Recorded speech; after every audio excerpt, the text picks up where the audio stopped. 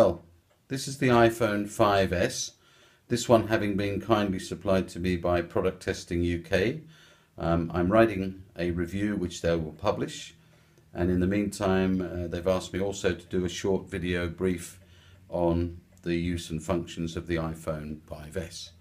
The phone itself comes well packaged and with a charging lead which doubles as USB lead for connection to your computer and therefore iTunes, but also gives you the ability to charge on your laptop or computer.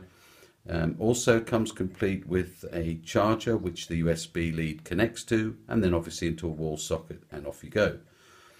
Well, like all Apple products, it's sleek, it's elegant, very durable and very lightweight. This is about 150 grams.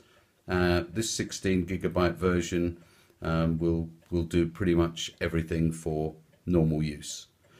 Once you insert your nano SIM in the appropriate slot and turn the phone on for the first time, it will automatically go through a number of startup screens so that you can set your location, language, and all the basic things that it needs to know before it connects to iTunes for the first time. If you've owned a previous version iPhone and backed up your phone to iTunes, then you can restore this straight away to that, and you're back where you were with your previous model, but on the updated iPhone 5S. Otherwise, simply set it up as a new phone and start from scratch. Right, one of the neatest functions I find on the iPhone 5S is the Touch ID to open the phone itself. You can either input a code or do it in the way I've just shown.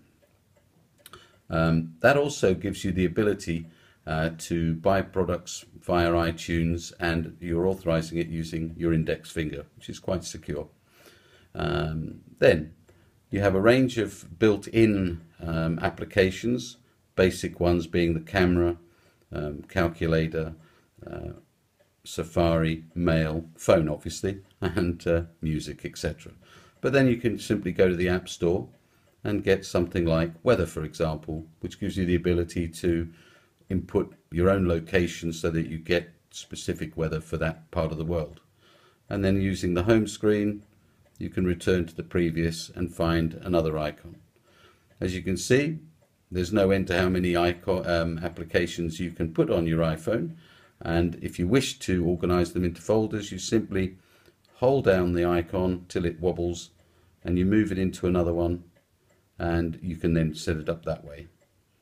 I won't do it on this occasion because I prefer to have them on the screen. Once you set up your email account, of course you've got access to email, which is quite useful for those business people amongst us, and Safari if you want to surf the internet. Of course, when you're abroad, using data roaming, very expensive, so I would suggest on those occasions you connect via Wi-Fi and avoid a big bill. But certainly in the UK with 3G, no problem. The phone, again, very simple. Just open the icon there. You've got your directory once you've set it all up. Standard dialing, just dial and then call or delete as appropriate. There you go. And you've got within the phone setup, oops, my mistake, answer machine, if you have it set up for your voicemail with your provider, and we've seen everything there that you need to see. The iPhone 5S, in terms of battery usage, with Wi-Fi on and Bluetooth on, you'll probably get no more than a day's usage with a full charge.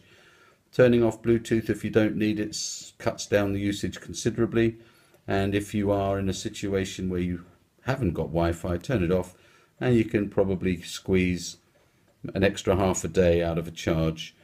If you're on the phone for hours on end, of course that will reduce battery life, but you're never going to get much less than a day on it. And with the USB lead you can always find somewhere to put a bit of charge into it. Weight, well, this is about 150 grams. Durability, it's a crystal screen, so it's extremely robust. I've never managed to scratch one badly, and I've had iPhones from day one, You can, of course, sit on them and crack them or break them or inadvertently do something, in which case Apple are generally very helpful. You can make a trip to an Apple store, not a reseller, and they will probably offer a replacement service at a reduced cost, significantly reduced, because Apple appreciate that it's not so much the hardware that they want you to have, but the ability to buy all these applications with their relevant advertising. Well, that's the iPhone 5S. I'm very pleased with it, and as I say, with a 16 gig version, even putting a movie on there, on a 2-hour flight somewhere or 3-hour flight, no problem. You can watch one movie, two movies, whatever the length of your flight, and you'll still have sufficient charge to make a phone call when you reach the other end. Okay, thank you very much.